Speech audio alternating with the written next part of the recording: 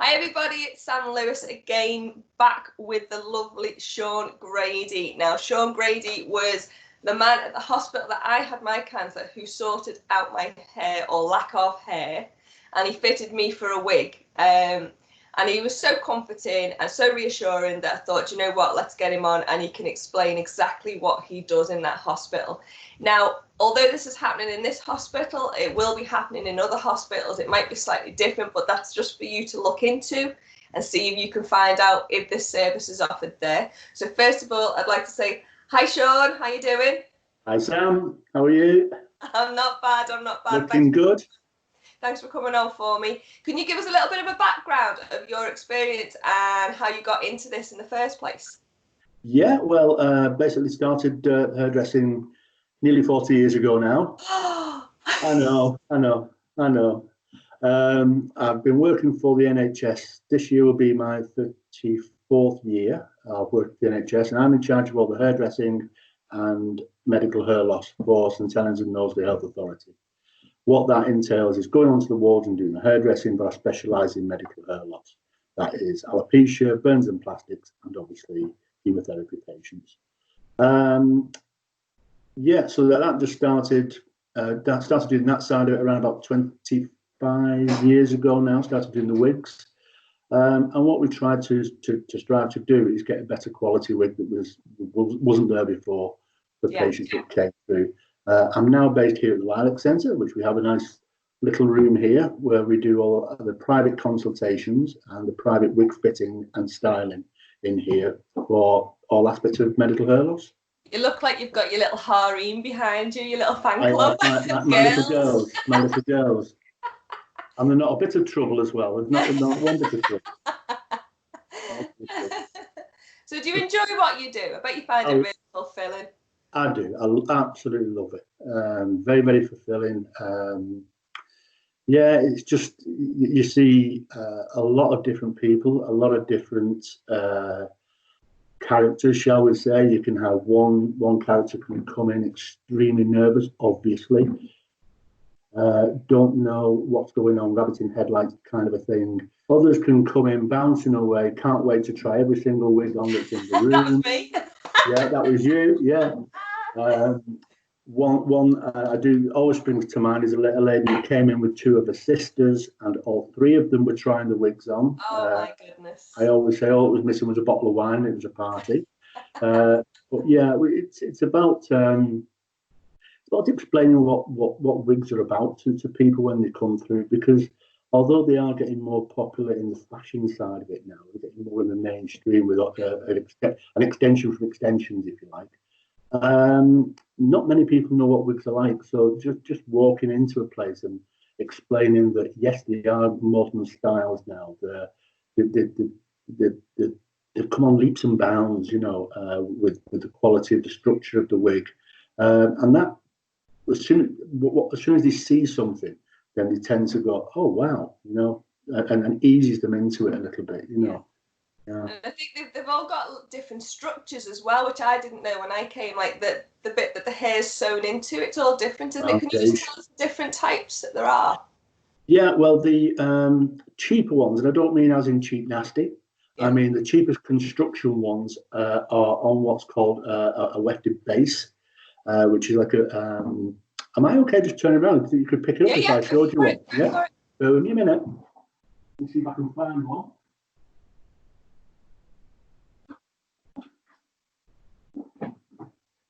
Sorry about that. It's all right. Well, they'll come on a base just similar to that, which is just all material. I don't know if you can pick that up on the screen. So it's just a plain piece of material. It's just a plain piece of material. Yeah, like a hat that's sewn into the actual wig. Yeah. Like so. That fantastic quality wig still, but on the bottom rung of the price scale, shall we say? Yeah. We're very lucky with St Helens and Knowsley that we've got a healthy budget, and we can provide what's called a monofilament wig, which is the same structure of construction, but it has a see-through patch, which is like this. Here's one I prepared earlier. I wasn't prepared for this. I've got two bald glazes at the side of me now. Well, this one is, can you see that? It's a little bit more see-through. Oh yeah, so that's like the same as the other one, but I'm just describing it for those who are just listening. The very top of it seems to have like a really thin netting. Does That's that right, allow yeah. the scalp to breathe a little bit more? Yeah. This particular one has like a silk patch that's very soft to the touch as well, so it's comfortable. Right. But what that does is once it's on the wig, it's see-through on the top. I don't know if you can get that. Oh, right. So that it looks it a little actually bit more realistic. it appears that the actual scalp is going through. Can you see that part in there? Yeah, it looks like normal skin, doesn't it? Yeah. And so again, it makes it look a lot more natural looking, you know, with a particular one's got all the little highlights in there. Yeah, beautiful. But, yeah. So so that's kind of like the structures of all the different wigs. You can get hand tied ones, which tend to be a little bit lighter. They're more for the fine hair. If you've got naturally fine hair, because there's always a lot of hair in the wigs. This is why we actually style the wigs. But the hand tied ones that allows them to be made a little bit more slender. So they're already, they're already got less hair in them, so we can actually still chop into them. But they're a bit more thinned out. Yeah. The older, you may have heard the phrase "you've got fine hair but a lot of it." Yeah. Well, that's where the wig comes into it. You know, that's the kind of wig like that. Just touching on the actual density of all the wigs, all the synthetic wigs that's out there tend to have around about 30% too much hair in them. Right. And they do that just because they won't make one wig for someone who's got naturally thick hair and so on. They'll just make one wig, and then people like myself will cut into that and take the weight out of it. More so at the front with the fringe. We tend to take all the weight out of it, feather that fringe in, and do whatever needs to be done to personalise that wig to the actual client that comes through. I think we did the same with yours, if you remember. We cut into it and took the weight out of it, you know. Yeah. So yeah. Yeah, that's really good. Yeah. So how many patients do you see a day roundabout? Oh, it can vary. I can see up to 9 or 10 patients a day. In this current climate, I'm not seeing as many, but I'm still quite busy. So yeah, it averages out. As you know, here at the Lilac Centre, it's a very busy clinic, and a lot of people coming through. So I'm based on here, so I'm here all the time. People make appointments to see me, so they can come through and have the consultations. They can have the wig fitted. I also do the hair cutting as well. So, for instance, if ladies want the hair cut a little bit shorter, so it's not as traumatic when the hair comes out, we do that here as well. And also when the hair starts to grow back, so we let the top catch up, and we just keep all this nice and trim, so it grows into that little pixie cut. See, I didn't know that. So how long after treatment, or obviously when the hair starts growing back, and that can a patient come and see you? As soon as, whenever they feel fit. The hair, as you probably know, grows back at a rate of around about a centimetre a month. So once your chemotherapy is over, the hair starts to respond to its natural state. And you tend to have it kind of like just cutting these bits here, maybe just round the ears, and getting that tapered look in, which is already growing. And we're just leaving the top to catch up. So that could be whenever the patient wants. I don't say, oh, it's too soon, really, but if they feel fit, some people may just come in and just have it literally just cut round there and they walk out, so it's not on their ears. Others will leave it longer, so it's quite bushy. Then we really go at the style then. So is there a time limit that they can come to you for? Because we've got lots of ladies whose hair has started growing back, but it's coming back like a bit of a Lego head, you know, like a Lego piece head, where it just grows outwards. Are they still able to come and see you now, or do they have to go to a hairdresser? No. If they're connected to the Lilac Centre, the way I look at it anyway, if they're connected to the Lilac Centre, then they can make an appointment with me. They've usually got my card anyway, and just make an appointment to come in and get the hair trimmed. You know. And is that something? There's got to be a cut-off point there, or do they have to pay you for that? Well, yeah, no, it's all free of charge. I mean, the cut-off point really is when if you think about it, the actual service was implemented because, as you can appreciate, people aren't that confident going into the salon and having the hair cut until it's a decent length. So that's why we did it. people would actually still come into me, I suppose, when the hair was shoulder length, but obviously we can't keep that service up all the time. So I suppose the rule of thumb is until they're ready and comfortable to go back to their own hairdresser and carry on with what they had before, really. Gotcha. But they have to be a patient at St Helens or St Helens and Knowsley, yeah. Okay, that's interesting for me to know. Yeah, you're fine. I know, I'm about 7 years on now, coming up to 8 years. I don't think I could quite get away with it now. So can you tell me a little bit more about the voucher system? Because I know that some patients get given a voucher to sort their wig out. Would you give us the exact information on that one for us, please? I can, yeah. Again, only speaking for St Helens and Knowsley, all different authorities will have a slightly different system in place, which you should go out and check your actual authority to see which way they do it. But here at St Helens and Knowsley, what we do is when you have your talk, for instance, with your nurse at the beginning, your nurse will go through what treatment you're having and what have you. They will also touch on the fact that you're going to lose your hair. And what we do is we have in place, obviously myself, it's based here, but we give patients choice. You're not forced to come and see me.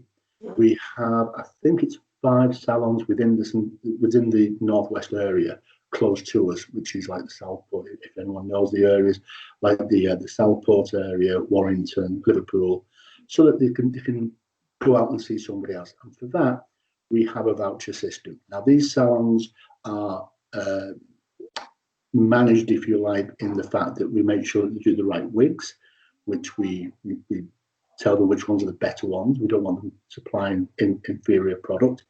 Also, everyone knows of Trevor Sorby. He has a fantastic company now called My New Hair, which train hairdressers into how to cut synthetic wigs, because us hairdressers, we know how to cut hair, but it's a slightly different technique cutting wigs. So we make sure that our salons have had that training, preferably, so that when they go to see that salon, they can be confident that they're going to get a good quality product that's going to be fitted and styled correctly. So the voucher system for St Helens and Knowsley is a voucher that's presented to you up to the retail value of £150. Now, anything that's over that £150 retail, you may have to pay the balance to. For myself, because I am the NHS, you could say, we don't need a voucher system. So we don't really have a ceiling. So we're very fortunate that whatever's out there, you can get it and you don't pay anything. But obviously these companies need to make money, so we understand that. So just because I provide wig A and it's free of charge by me, it may not be if you go to another salon. Only a minimal amount. You're not paying hundreds and hundreds of pounds, but you have to pay the balance towards it. But again, what we strive is that all our suppliers have top quality wigs and top quality service and understand the medical hair loss side of it. So you're not walking into a salon and they're being like us typical hairdressers saying, do you know what suit you, love? We want to try and go off replication when we're doing the fittings if possible. And so that's how the voucher system works. And the nurse in charge would actually say, this is the list that we have of suppliers. If you choose to go to this particular one, we'll give you a voucher.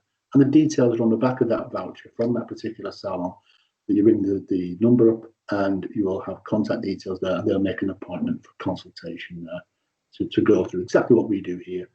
And is that free of charge? It is free of charge, yeah.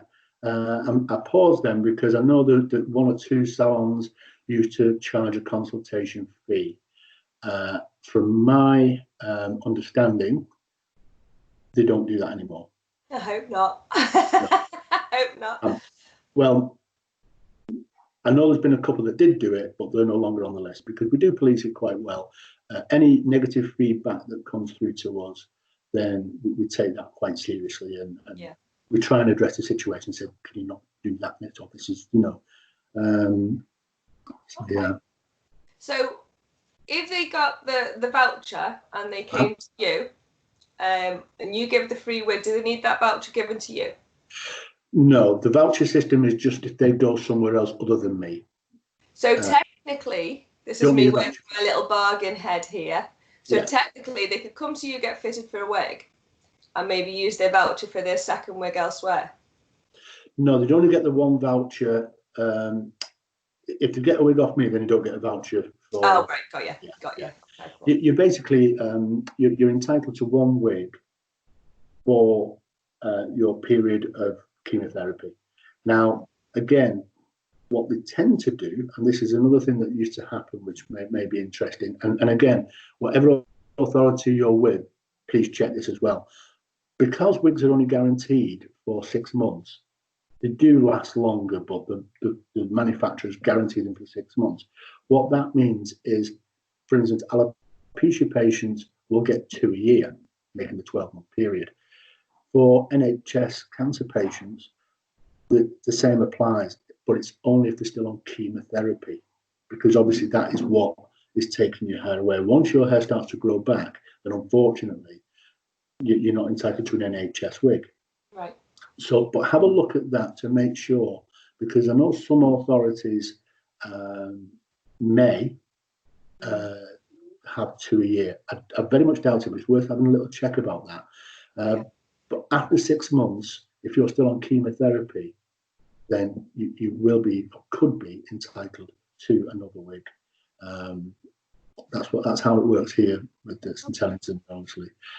We at St Helens also do sell wigs at a reduced rate. That started because I had so many patients coming in saying, I bought this wig off the internet, Shaun, can you cut it for me? You know, or I bought this from such and such a salon who don't cut wigs, can you cut it for me? And when they was talking how much they paid for them, I thought, that's ridiculous, you know? So I had a word with my bosses and said, could we not do this? And so we actually do provide the wigs at a reasonable rate, a lot cheaper than what the retail prices are. And that's fitted and started in exactly the same way that they get the NHS wig, when they do pay a little bit to, into that then. I must strive that we never push the wig. You froze then. Pardon? Froze then. Can you just say, you froze a little bit then, can Sorry? you just say, when you said that we do actually sell the wigs, and I think you talked about fitting, it just sort of scrambled, we didn't get you. Can you say that again for me? Yeah, we actually do sell wigs. If people want to buy a second wig, then we do sell wigs to them and coming to me and saying, can you cut the wig? And it's awful and very, very expensive. So what we said is, can we start selling them at a reasonable rate so that it's a saving to the patient, getting a good quality wig. And if they needed or felt they needed a second wig, but we do not promote that, because really that first wig will last you through your journey with your chemotherapy, and then we want to concentrate on getting your hair back to how it was. We don't want to be saying, oh, buy another wig, buy another wig. And then they start relying on the wig. Exactly. Yeah. Okay, cool. Have you got any tips or hints on washing and caring for your wig? Yeah, most of these synthetic wigs are what I refer to as bulletproof. You wash them in a sink or a bowl of cool water with a little bit of wig shampoo in the water, which you can buy off the internet. Put a little bit of wig shampoo in and just swish it around in the water and place the wig in that for 2 or 3 minutes. Just let it just soak a little bit and then just pull it round in the water. If you empty that water out, clean lukewarm water in again, and then again, just pull it around in the water to rinse it through, and then just block dry it with a towel. At that point, you can buy the wig stands, but I always say, this is a tip that was given to me many, many years ago by an alopecia lady who'd been wearing wigs forever. She had a flower vase, little flower vase, and she popped the wig on, the air could circulate on the inside, and it was great. But anything like that, you can actually buy the collapsible wig stands to put them on to dry. The polystyrene heads are okay. I personally don't like to dry them on work. It takes too long. The air can't circulate. And I still believe that they can stretch when they're wet, although there's no evidence of that, but I just think that myself. Once it's completely dry, give it a shake and it can bounce straight back into shape. 2 things you don't do is add heat. Hair dryers, curling tongs, straighteners. Yep, I know. do not appreciate the wig doesn't appreciate them. You can do that And as also natural hair as well. with the natural ones, what I'd say, you wash them exactly the same way with the real hair wigs. You can, once it's semi-dry. I always, again, I don't like to dry them when they're still wringing wet. I'd rather dry them out so they're damp, then style them. Yeah. Yeah, because most of those will not bounce back. Well, majority of them will not bounce back into shape. Synthetic ones will bounce back into shape. They're all pre-styled, be it curly, spiky, straight, whatever. Once it's dried out, it will go back to its normal form. Whereas obviously the real hair ones, that will just go back to straight, and you've got to put that curl in. That's probably the advantage, the only advantage in my opinion, of a real hair wig, is that if you wanted a nice little curly day, you can get the curling irons on and curl it up, or you can get the straighteners on the following day. But they tend to be a lot heavier, a lot heavier. Again, just my opinion, but I always find that the colour fades quite a bit with the real hair wig, and the density is a lot thicker as well. But they do have a purpose. They are very good, but I would always strive to have a look at the synthetic wigs, because they are fantastic now. Yeah, you can't tell a difference, can you really now? Oh, no. One other question I've got. Yep. Some of our ladies, once they've come out of treatment and the hair does grow back, it grows extra super thin on top. Is there anything you can recommend for those ladies? So, because I think a couple of them have been in the hair salon and they've cut it a certain way, which has made it look thicker. But I'm just wondering the other options. Nature will take its course. You've got 3 stages of growth: anagen, catagen, and telogen. And those stages of growth they're happening to myself, for you now, everyone. That stops when you're on chemotherapy. Once you start finish chemotherapy, those growth will start again. And that is a thickening side of it as well. So a lot of it is leave it to nature. You can do light scalp massage that can actually promote a little bit of more blood flow at the top of the scalp, which can promote a little bit more hair growth. But again, what I would say is just let nature take its course. There's a lot of products out there that will say if you put this on, it can thicken your hair and such, like, which by all means, if that makes you feel better, try it. It could work. But my opinion is nature's the best. Nature's the best. Does it always have to be a full wig, or do you do part wigs and things like that as well? Do little partial wigs that are just a little top piece that can attach just onto the top. But with chemotherapy, you're going to lose all your hair. So obviously, you're going to need something that's full. With the partials, you've got to connect onto something. Can I turn around again and show you one quickly? Go for it. Yeah.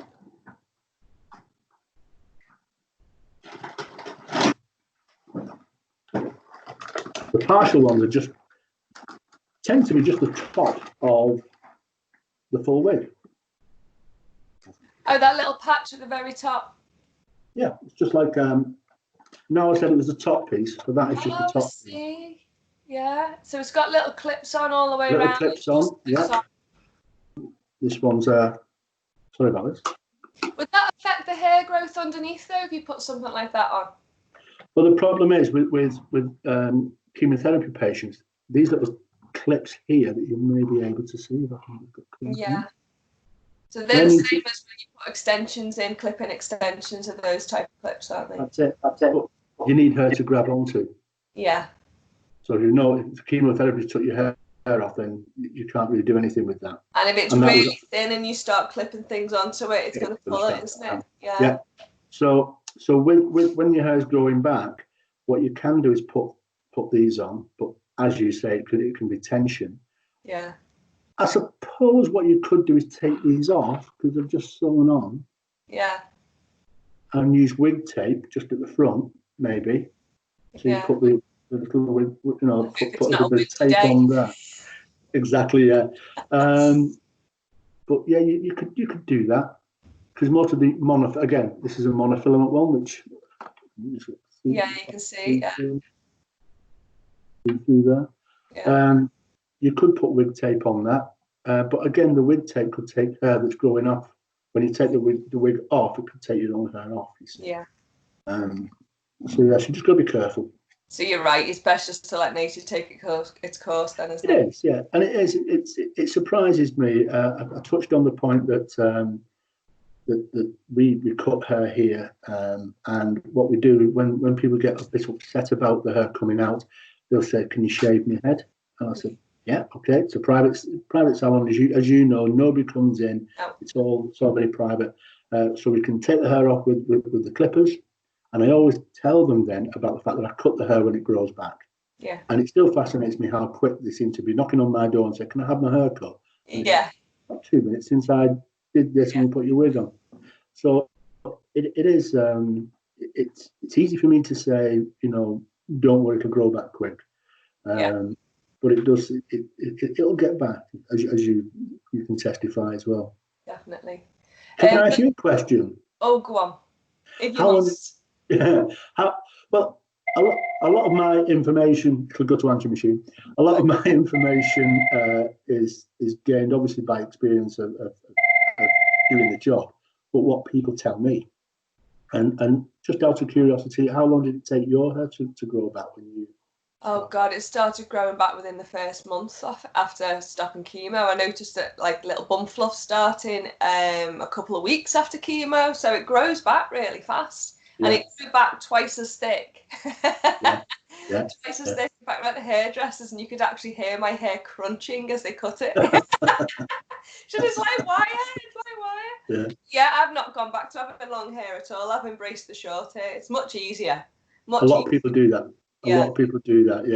Yeah. Their own style is quite down here, and then they have the hair cut short. I've actually had ladies who've come in for the consultation because my buzzword, as you may remember, was replication. You try and replicate what you're going to lose. Yeah. And it's known that we actually get the little shoulder length bob to match, and the lady will go away and have her hair cut shorter, so it's not as traumatic. Fall in love with the short style and knock it and say, that long wig that I got, can I change it and have a short one now?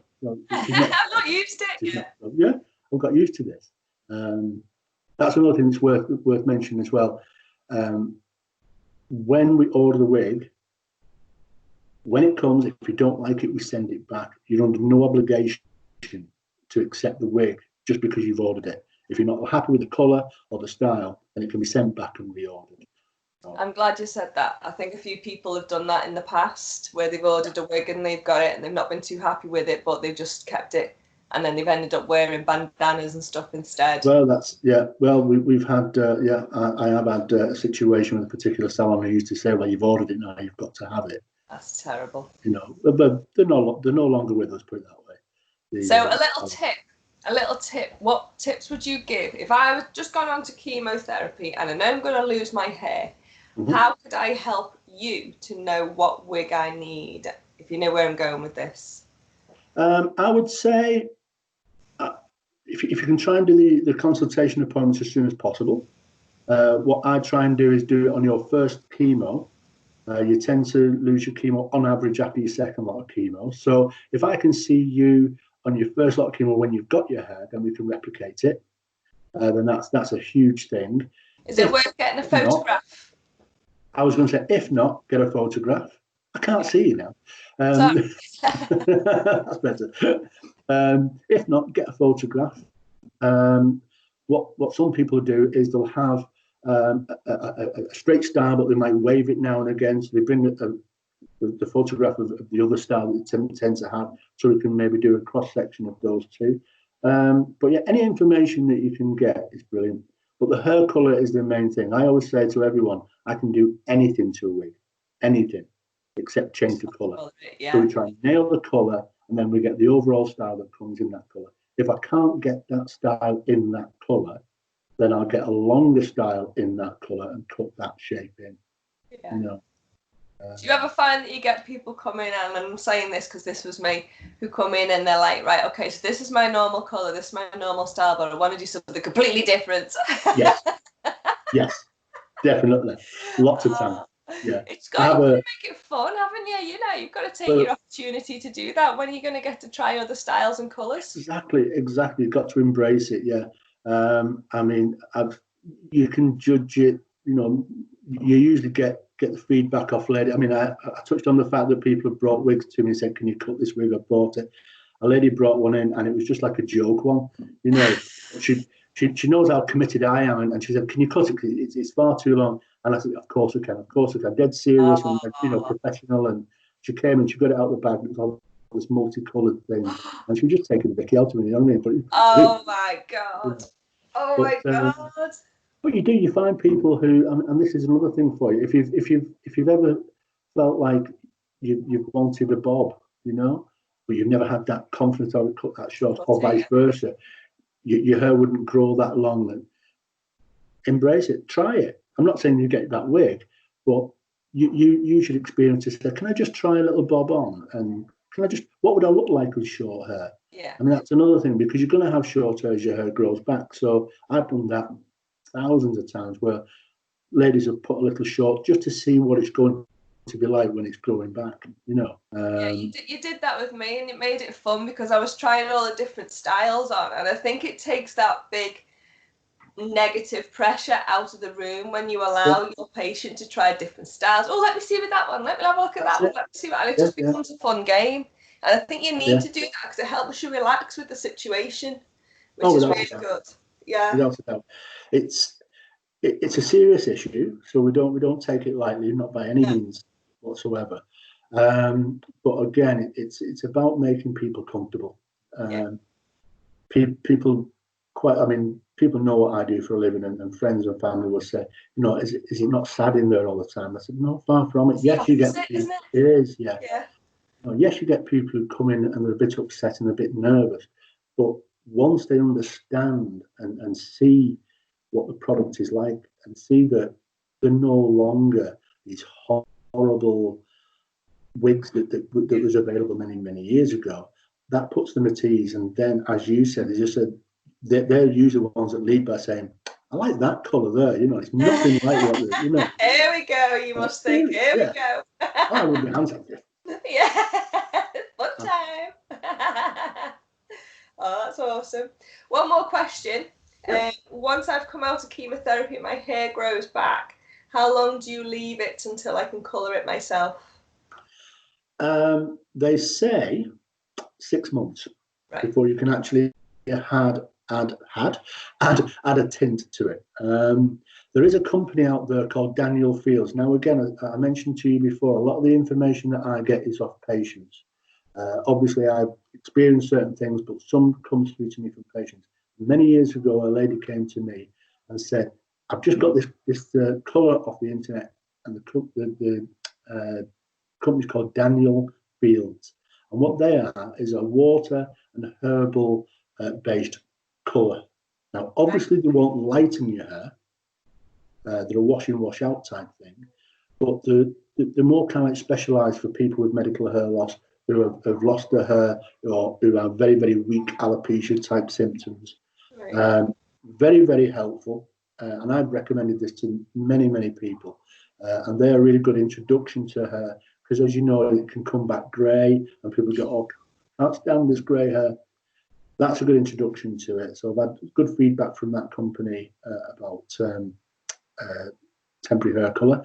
But generally speaking, you need to get a good hair growth, which is around about 6 months before you tint your hair. And I can't stress enough that if you go to your hairdresser, explain all the information. I know it's a private thing that some people don't like to speak about.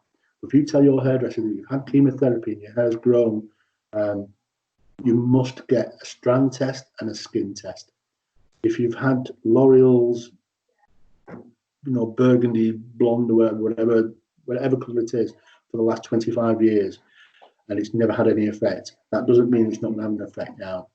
So I can't stress enough that you need that skin test and strand test just to make sure that there's no reaction to it. I have to agree with that. I waited, I think it was even possibly a year after. Yeah, I mean, I'm talking minimum. I mean, I decided to bleach my hair and go blonde. Oh my God, my scalp was on fire, because your skin is just still sensitive, isn't it? Everything's super sensitive. So I really recommend getting the skin test and strand test and stuff. Very important. Very much so. Very much so. Thank you so much for coming on and chatting to us. My pleasure. information Lovely there. seeing you again. Loads and loads of information there for us to chew for thought. Chew for thought. What am I trying to say? Food for thought. Food for thought. And lots of information to chew on. Yeah. Now you've made me hungry. I want me dinner now. No, I really do appreciate you coming on, Shaun. Absolute amazing pleasure to have you on. Okay. My pleasure. And to everyone who's watching this, take care of yourselves, and yeah, good luck. Don't be afraid to come and get your wig sorted. No, definitely not. Definitely not. The only thing I will say, I'm not trying them on myself because I look ridiculous. Oh, if I ever have to come in there again, you've got to. All right. Thank you very much, Shaun. My pleasure.